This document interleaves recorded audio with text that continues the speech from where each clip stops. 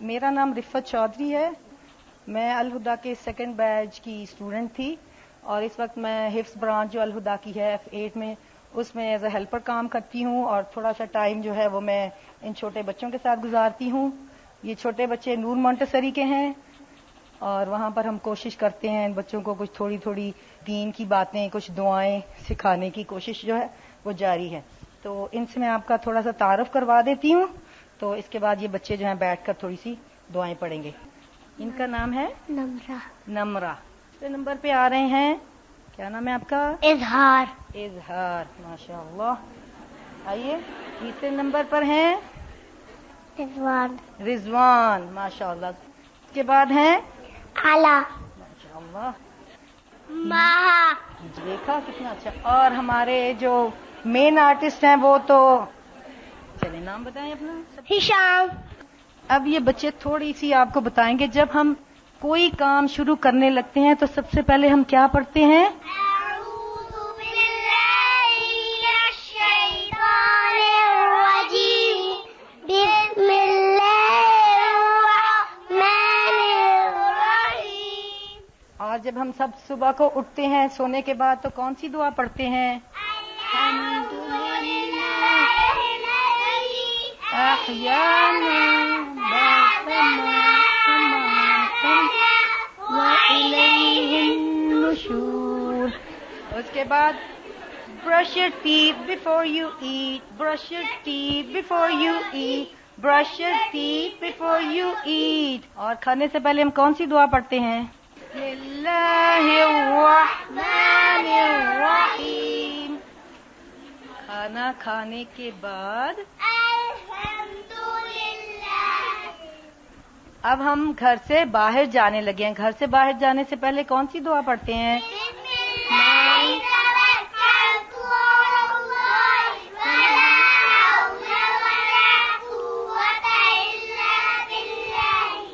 اور گھر کے اندر آنے کے لیے بسم اللہ ولجنا وبسم اللہ خرجنا وعلی ربنا توکلنا.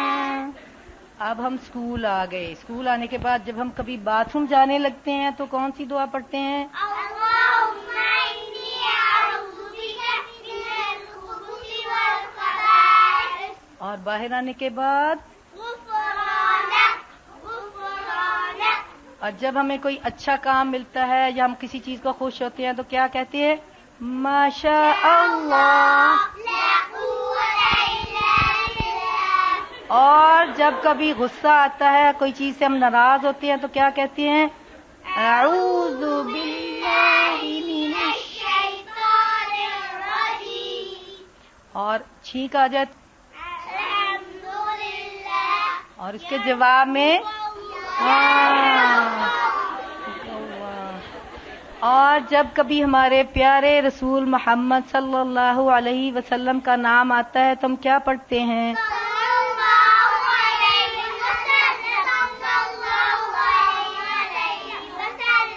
اور جب کسی مسلمان کو ملتے ہیں تو کیا کہتے ہیں؟ السلام علیکم ورحمۃ اللہ وبرکاتہ. اس کے بعد پھر کیا ہوتا ہے؟ سونے سے پہلے brush your teeth before you sleep. Before you sleep brush your teeth before you sleep. اور سونے سے پہلے دائیں سائڈ پہ ہاتھ رکھے یعنی رائٹ سائڈ پہ کون سی دعا پڑھتے ہیں؟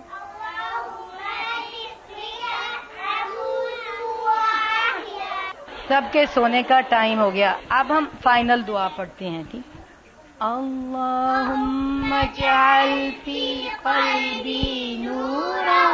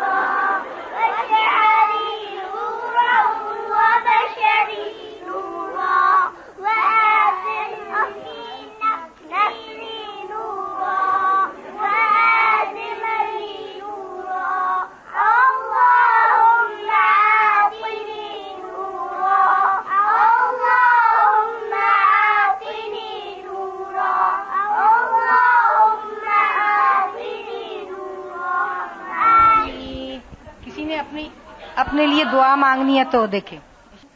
اللہ میاں ہم سب کو جنت میں جگہ دے دے. اللہ تعالیٰ ہم سب کو شیطان سے دور کر دے. اللہ تعالیٰ ہم سب کو جنت میں جگہ دے دے. اللہ تعالیٰ ہم کو ٹافیز کا ڈبہ دے دے. اللہ تعالیٰ ہم سب کو نیک بنا دے. اللہ تعالیٰ ہم سب کو جنت میں جگہ دے دے. اللہ تعالیٰ ہم سب کو شیطان سے دور کر دے. اللہ تعالیٰ ہم سب کو نیک بنا دے. ہم سب کو جنت پہ جگہ دے. آمین.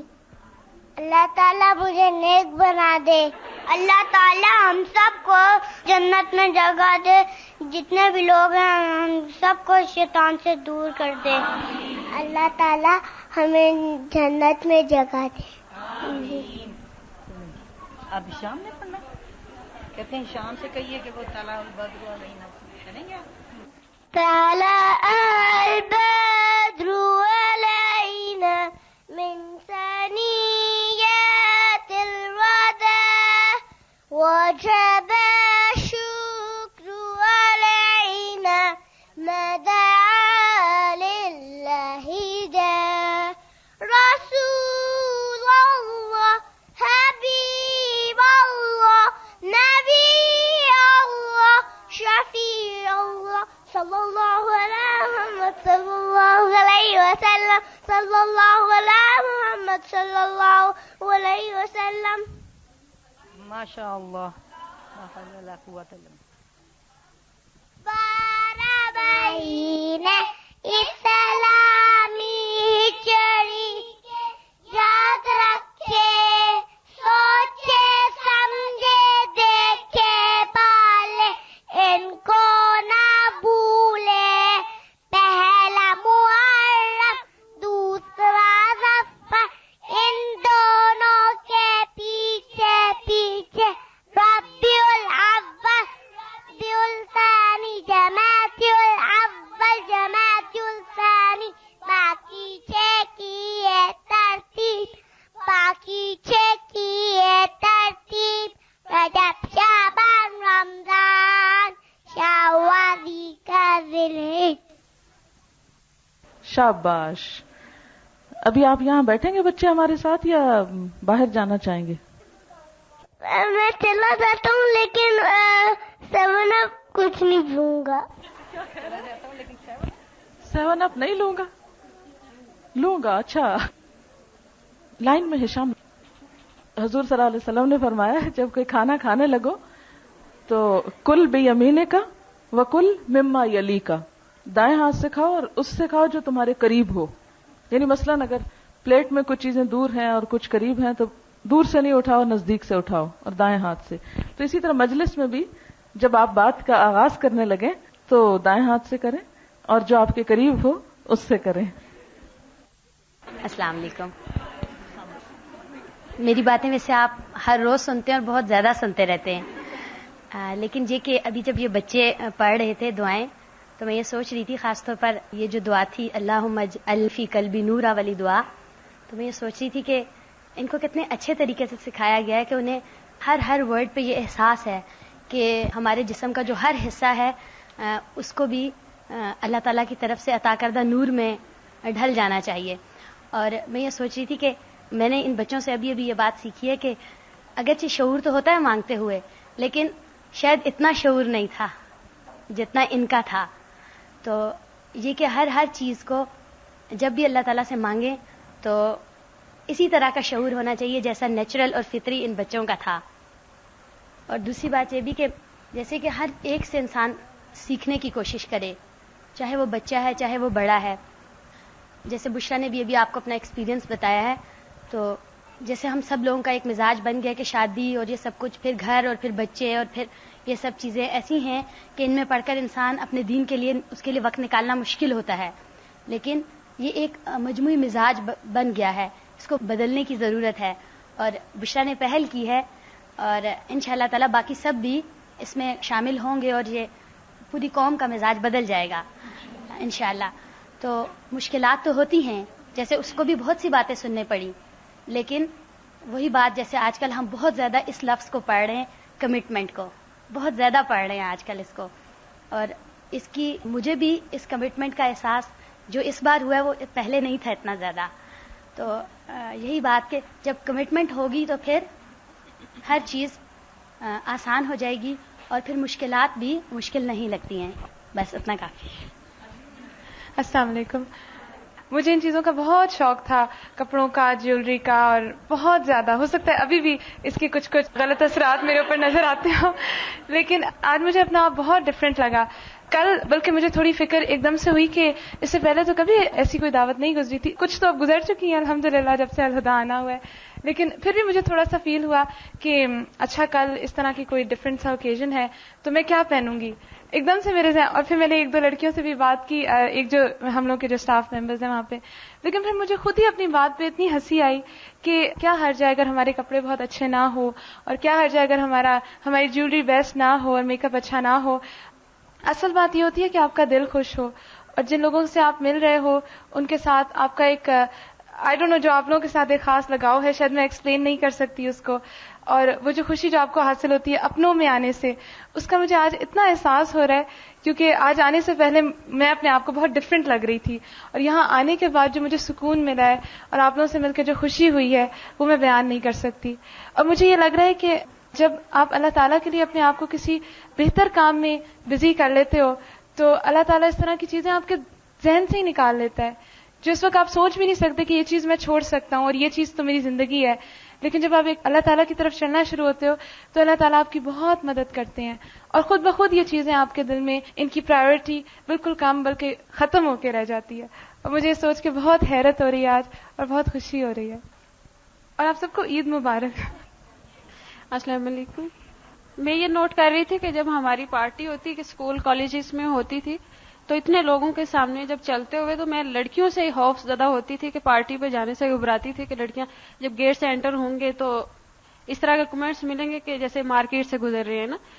تو جب میں یہاں میں دیکھ رہی تھی لڑکیاں اتنے شوق سے میڈم کو آ کے مل رہی ہیں اور ایک دوسرے کو ہم مل رہے ہیں, تو میں دیکھ رہی تھی کہ کس چیز کا ڈفرینس ہے نا, اور کیا وہ اگنورینس تھی جس میں جہالت میں ہم تھے, اور ہم اتنا پارٹی ہوتی تھی اتنی تیاریاں بھی کرتے تھے, اس کے باوجود جو تھا ایک خوف ساتاری ہوتا تھا.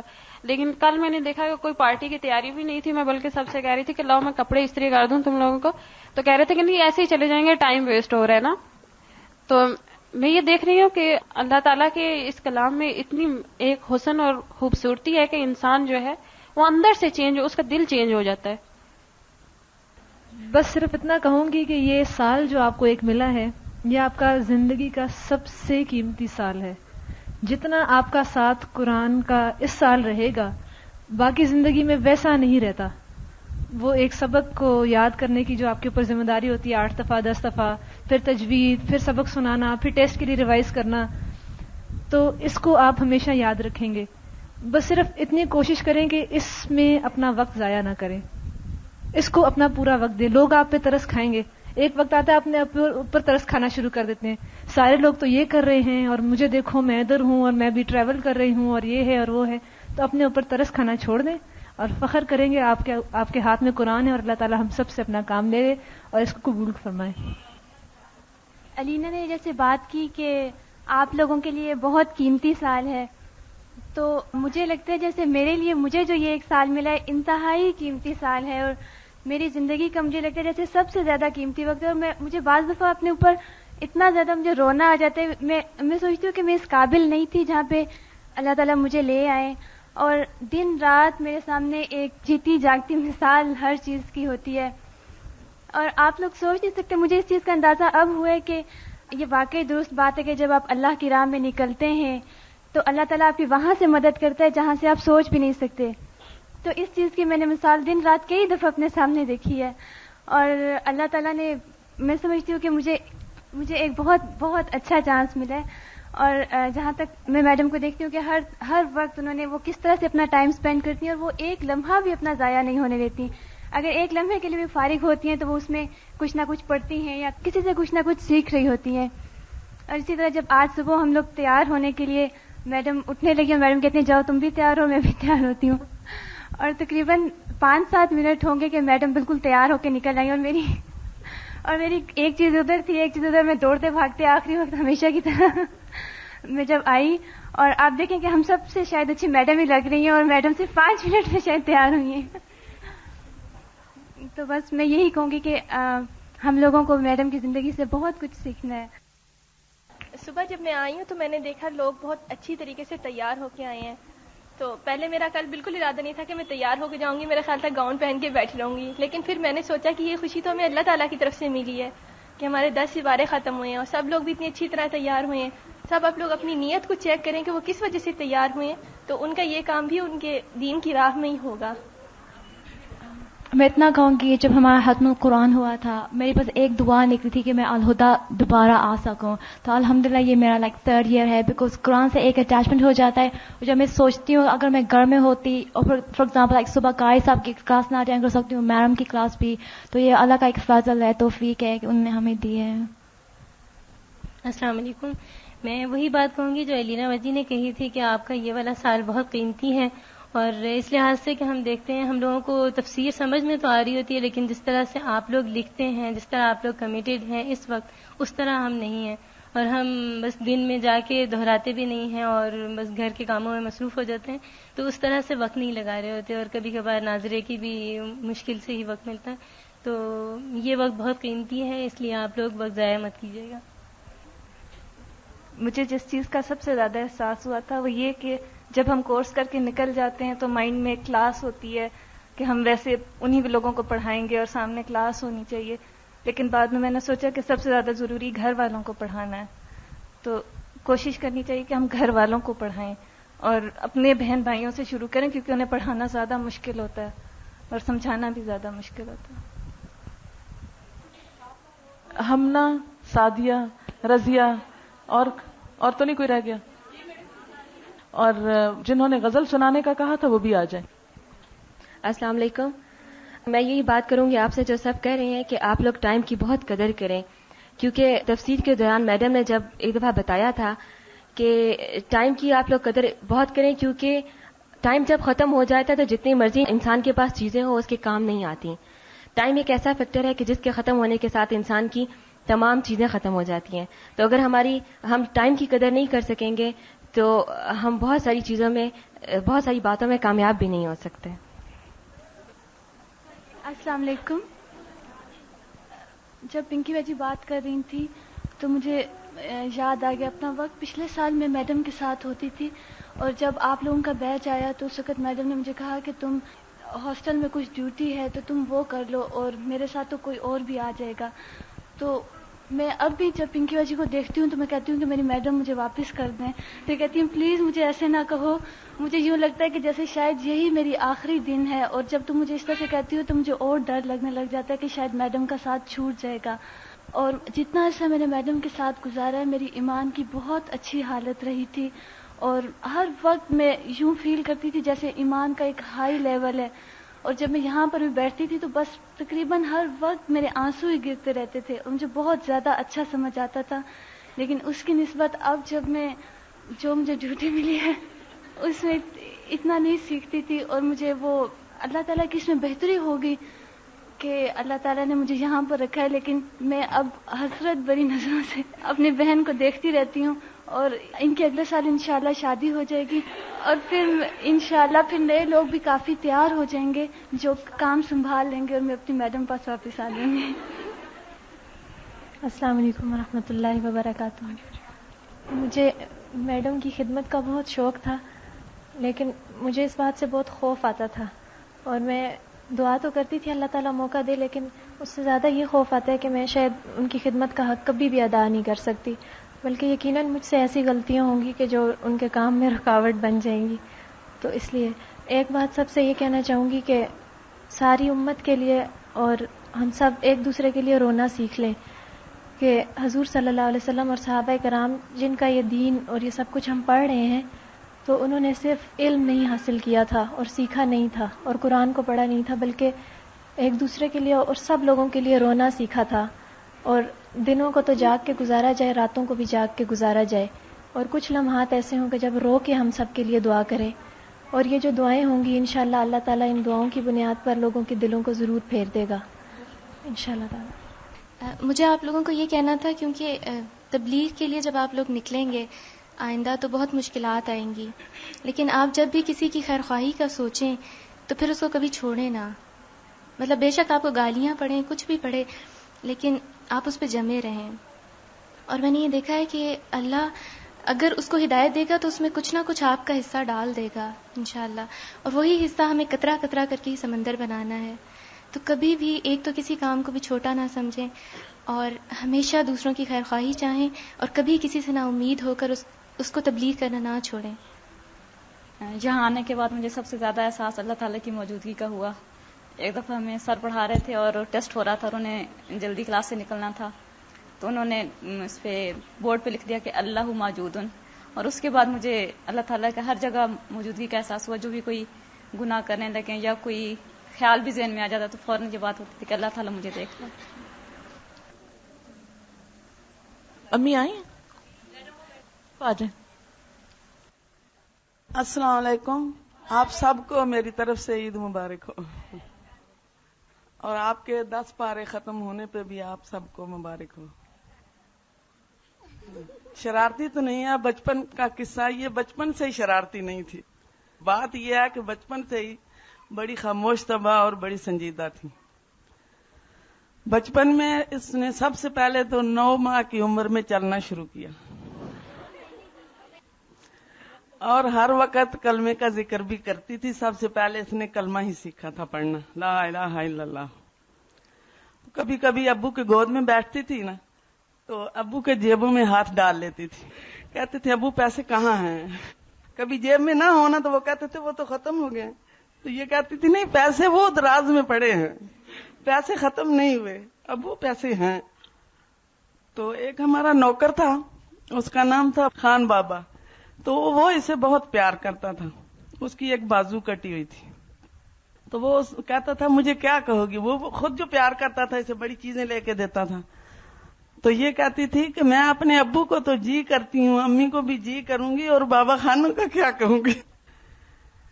پھر جب یہ بڑی ہوئی، 6.5 سال کی عمر میں انہوں نے قرآن مجید ختم کیا. میں خود پہلا سبق میں نے انہیں پڑھایا تھا، اور میں خود ہر روز گھر میں پڑھاتی تھی. 30واں پارہ بھی انہوں نے یاد کیا تھا.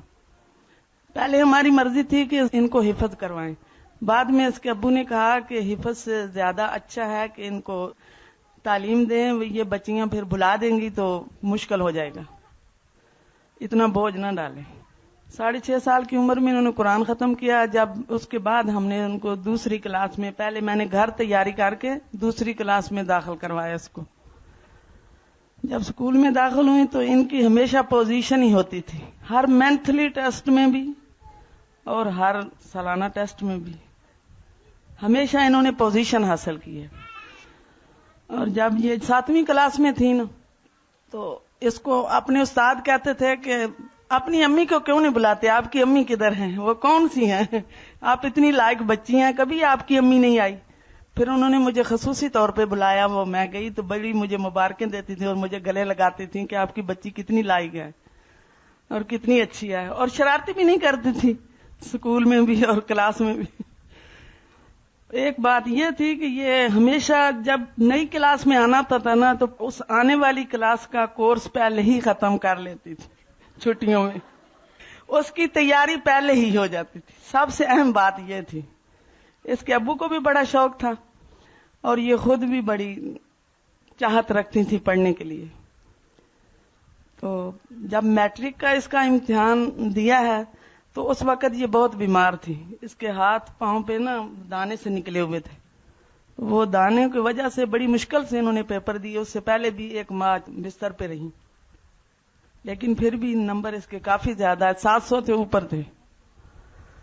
تو ان کے ابو کو لوگوں نے نا دکان پہ آ کے اپنے کلینک پہ آ کے مبارکیں دی کہ آپ کی بچی کو مبارک ہو، بہت لاحق ہے. ویسے میں نے اپنی بچیوں سے نا گھر کا کام نہیں لیا مجبور کر کے، کوئی بھی کام میں نے نہیں کہا. ان کے ابو کہتے تھے جو کام کروانا ہے نا وہ خود نوکروں سے کروا لیں، وہ پیسوں سے ہو سکتا ہے لیکن تعلیم پیسوں سے حاصل نہیں ہو سکتی. اس لیے میں اس بات پہ خوش ہوں کہ میں آؤں اور بچے اور آپ بھی بے شک مل جائیں، سب لوگ کرسیوں پہ بیٹھیں، پلنگوں پہ بیٹھیں اور پڑھیں. میں اس پہ خوش ہوتا ہوں. دنیا کے کام مجھے نہیں اچھے لگتے. سب چیزیں پیسوں سے مل جاتی ہیں، کام ہو جاتے ہیں، سویٹر بنے جاتے ہیں، لیکن یہ کام نہیں ہو سکتا. پھر اس نے میٹرک کا امتحان پاس کیا تو ساتھ ہی ترجمہ بھی ختم کر دیا. اس کے بعد ہم نے بہت بڑی دعوت کی اس کے ختم پہ. اس کے ابو نے سب لوگوں کو آم کھلائے اور دودھ شربت پلایا. اس پہ بھی انہوں نے تقریر بھی کی تھی. یہ بولنا شروع سے ہی سیکھ گئی تھی, اس انٹرسٹ بھی تھا, کیونکہ ہمارے گھر میں ان کے ابو بھی تو ایسے ہی تھے نا, وہ بھی یہ کام کرتے تھے, تبلیغ کا کام. ویسے میٹرک کے امتحان کے بعد اس نے سر گھر کے کام سیکھے اور مجھے کہا تھا کہ امی اب آپ بالکل نہ کام کریں, مجھے بتاؤ. یہاں تک اس نے وہ گندم صاف کرنا ہوتی ہے نا, وہ بھی لے کے بیٹھ گئی تھی کہ یہ بھی مجھے سکھاؤ, یہ بھی میں کر لوں. شادی ہمارے گھر میں ہم ہمیشہ سے شروع سے ہی سادہ طور پہ ہوتی ہے, کوئی اس میں رسم و رواج کا کچھ نام تک نہیں ہوتا. اللہ تعالیٰ ان سب کو بچیوں کو نیک بنائے اور دین کی تبلیغ کرنے کی توفیق عطا فرمائے اور صحت یاب رکھے. اور میری بیٹی کو بھی اللہ تعالیٰ زندگی لمبی دے اور صحت یاب رکھے. آمین. بیٹیوں کو کہا ہے, سب بیٹیوں کو لو. اب پھر کیا دیتی ہوں. میرے بچے تو ماشاء اللہ 13 پیدا ہوئے, 8 بیٹے اور 5 بیٹیاں. یہ اللہ کی بھی خاص رحمت ہے کہ ان کے ابو عالم دین تھے, اور میری بھی ساری کوشش تھی کہ میرے بچے پڑھ لکھ جائیں, لیکن برڈن تو میری عمر پہ بہت زیادہ رہا ہے. بچوں کی میں نے ہر طرح سے اپنی جان لڑائی ہے کہ ان کو کوئی کام بھی نہیں کرنے دیا, اور خود میں ان کا یونیفارم تک بھی خود ہی تیار کرتی تھی اور خود ہی دھو کر دیتی تھی ہمیشہ. اور جب بچے اسکول بھیج دیتی تھی نا, صبح میں 4 بجے اٹھ جاتی تھی. پہلے تو تہجد کی نماز پڑھتی تھی, پھر اس کے بعد میں قرآن کی تلاوت کرتی تھی, اس کے بعد فجر کی نماز, اور فجر کی نماز کے بعد پھر میرا ان کا اٹھانا. اور بچیاں تو اٹھ جاتی تھیں پہلے ہی, جب بڑی ہو گئی ہیں تو اٹھ جاتی تھیں, ان کے ابو کے پاس بیٹھ جاتی تھیں پڑھنے کے لیے. اور وہ بھی ایک کلاس لیتے تھے ہمیشہ شروع سے ہی. ساری زندگی انہوں نے قرآن کی تعلیم دینے کے لیے ایک گھر میں لڑکوں کی بھی کلاس رکھتے تھے, مردوں کی, یعنی کہ وہ بھی فجر کی نماز سے پہلے ہی رکھا کرتے تھے. فجر کی نماز کے بعد کوئی ٹائم نہیں ہوتا تھا. تو میں بچے جب ناشتہ بناتی تھی ان کا, اور ان کے ابو ان کو پڑھاتے ہوتے تھے, جب میں ناشتہ بناتی تھی تو یہ ناشتہ کرتی جاتی تھی اور تیار ہو جاتی تھی. ان کے بعد جو کپڑے اتار کے جاتی تھی وہ میں دھو لیتی تھی, اس کے بعد کھانا پکاتی تھی. میری تو سارا دن مصروفیت ہی رہتی تھی. دوپہر کا کھانا تیار کرتی تھی, اب جب یہ آ کے کھا لیتی تھی تو پھر یہ سو جاتی تھی, اور اٹھ کے پھر اپنا پڑھنا لکھنا شروع کر دیتی تھی. میں تو اپنے گھر کا کام, یہاں تک کہ جب سردیاں ہوتی تھیں تو بچے زیادہ ہوتے تھے تو میں ہمیشہ بچوں کو رات کو نہلاتی تھی. ٹائم نہیں ملتا تھا مجھے, تو جس دن چھٹی ہوتی تھی, چھوٹے بچے ہوتے تھے, تو پھر رات کو میں ان کو نہلا کے بستروں میں ڈالتی جاتی تھی. اور ایک آدھ ہیلپر تو میرے ساتھ, یعنی کہ کام کرنے والا, برتن صاف کرنے والا اور گھر کی صفائی کرنے والا تو ہوتا ہی تھا. کپڑے میں اپنے بچوں کے بھی اور اپنے بھی خود ہی دھوتی تھی, وہ ابھی تک بھی میں دھوتی رہتی ہوں. سبحانک اللہم و بحمدک نشہد ان لا الہ الا انت نستغفرک نستغفرک نستغفرک ونتوب الیک. والسلام علیکم ورحمۃ اللہ وبرکاتہ.